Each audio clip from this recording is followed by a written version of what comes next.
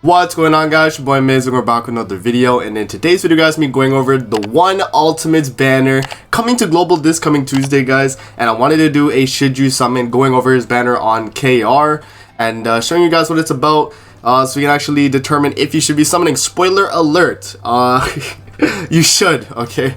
But yeah, let's talk about it. Let's hop in. We'll first go over his banner, then we'll go on GC database, go over the One Ultimates kit, and then we'll come back to the banner, and then we'll talk about the should you summon at the end. Alright, so bear with me, guys. I am a little bit sick. Yesterday and today I've been a little bit sick, but I'm trying to just, record at least the video one day, and we'll try, okay? But yes, the One Ultimate's banner, this is what it's gonna look like. So 0.25% rate up for the One Ultimate. Not really a rate up considering, 4%, that's a 1 in 16 pulling him, but the rest of the characters are less than him, so technically it is rate up.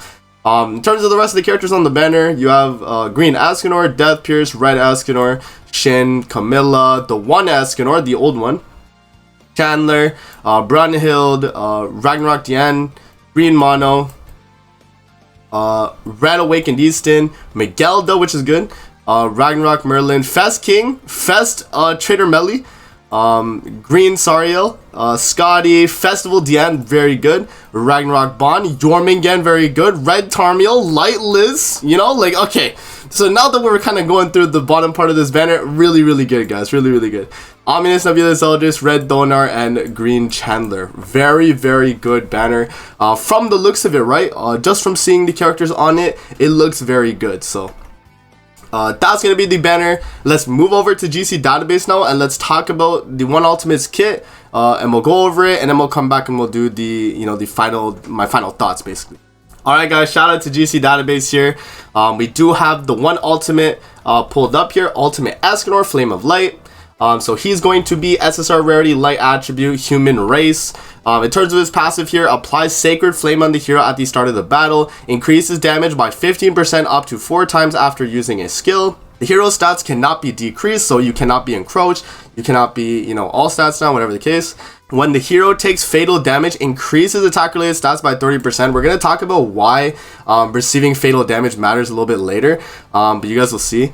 Sacred Flame, for what Sacred Flame does, for 5 turns, increases all stats by 4% every turn. So for the first 5 turns of battle, it's going to start out at 4%, and then it's going to go up to 20%, and then it's just going to end there, and then you're not going to get any more all stats. So yeah, and then this is going to be his first card here. So inflicts Scorch damage equal to 500% of attack. It goes 200, 300, 500. Scorch is actually a upgraded Influx. So if you guys know Influx or Flood, basically it's just an upgraded version of that. For every 1% remaining HP, inflicts 1.3% additional damage, and it inflicts additional damage equal to 30% of final damage to all enemies. So a little bit kind of like Death, but like AoE. You hit all the enemies with that final 30% of final damage to all enemies. Moving on to his next skill here, he's gonna have Pressure. So inflicts damage, pressure damage equal to 300% of attack on all enemies. It's gonna be 120, 180, and 300% for the skill ranks. Pressure is going to be Reverse Flood.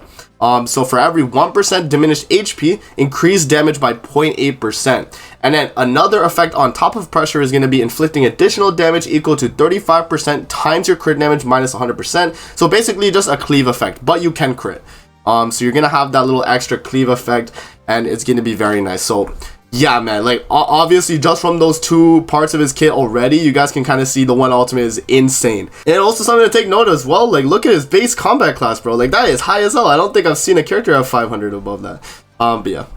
Moving on to his ultimate here. So his ultimate's actually going to work a little bit different than a lot of characters' ultimates in Grand Cross. The One Ultimate is going to have a passive effect in the dupes on his ultimate. So it's a little bit different from a lot of other characters in this game.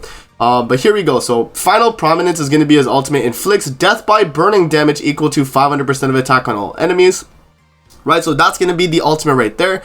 For death by burning, it's Flood and Reverse Flood combined.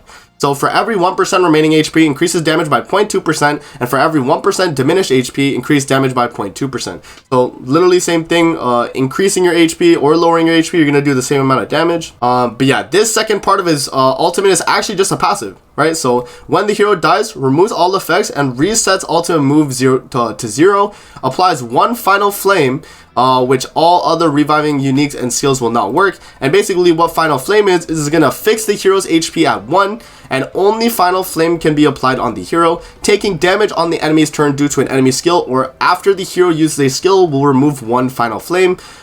Hero dies when all final flames are removed. So at 1 out of 6, you only get one final flame, which means that low dupe the 1 ultimate is gonna be kind of rough after he dies. If you have a higher dupe the 1 ultimate, if we scroll down here to see the higher dupes, if you have 4 out of 6, you get 3. If you have 6 out of 6, you're gonna get 4, and then if you have 2 out of 6, you're gonna get 2. So if you get like 3 out of 6, you'll still have 2, vice versa. I would say it is recommended to get dupes on the 1 ultimate, but it's not needed at all, right? It's not needed at all. Like, you can still do a lot of damage even without him reviving and doing damage there. I still think you're gonna do a lot just from this effect anyway. So at 6 out of 6, the death by burning is going to go to 750% of attack, and it's also going to become 1.2% increased damage basically for either remaining HP or diminished HPs. But yeah, that's gonna be the multipliers and the scaling on the multipliers there. But yeah, guys, that is going to be the 1 ultimate on GC database. Let's move back to the banner on my Grand Cross account and let's talk about the final thoughts on the should you summon. Alright guys, should you be summoning on the 1 ultimate? I'm just gonna tell you guys right now, yes man, yes you should be summoning on the 1 ultimate.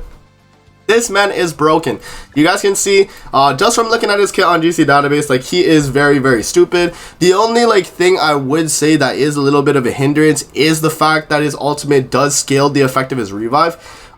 So you know, if you think that's gonna like matter to a point, you know, in like PvP it could matter. I think in PvE it won't matter at all really, because you know, when we're doing like things like Scolded Hottie, you know, Bird, I think the 1 ultimate at 1 out of 6 is gonna be perfect. PvP though, I think a lower dupe the 1 ultimate, especially if you're facing one that is higher duped, you will probably lose in the fight. But that's just the way PvP goes in general, right? If you know, if you're facing someone that has more investment, usually you're gonna be losing, but that's just the way the game works, right? But yeah, should you be summoning on this banner? Yes guys, summon on the banner. It's going to be dropping on Tuesday morning, Monday night. So yeah, if you guys were wondering like in terms of the date for global, that's when it's gonna be dropping. But yeah man, it's literally like I don't even need to tell you guys, just summon on the banner, man. I'm probably gonna title the video like you must summon, not even should you summon, because it really is just a must summon banner. Like in terms of the characters, like we even went over it earlier, but like a lot of the characters in this banner are good. Miguelda, Fest King, Trader Melly, Festian, Jormungand, Red Tarmiel, Light Liz, Ominous Nebula Zeldris, Red Thonar, Green Chandler, Scotty, you could argue, Green Sariel, very, very good character, Ragnarok Diane, even Brunhild to this day is very good still as well. And like if you're missing dupes, the 1 Escanor still is better than the 1 ultimate in Deer, in my opinion. So you know, there's that. But yeah, that's like my main thoughts on the banner, guys. Let me know what you think in the comment section below. Do you think this is a must summon banner? In my opinion, I do think this is going to be a must summon, and I already made a video talking about how you can get 900 gems for the 1 ultimate. Definitely make sure to check out that video if you're interested. And yeah guys, that's gonna be it. I'll see you guys in the next video. Peace out and have a good rest of your day.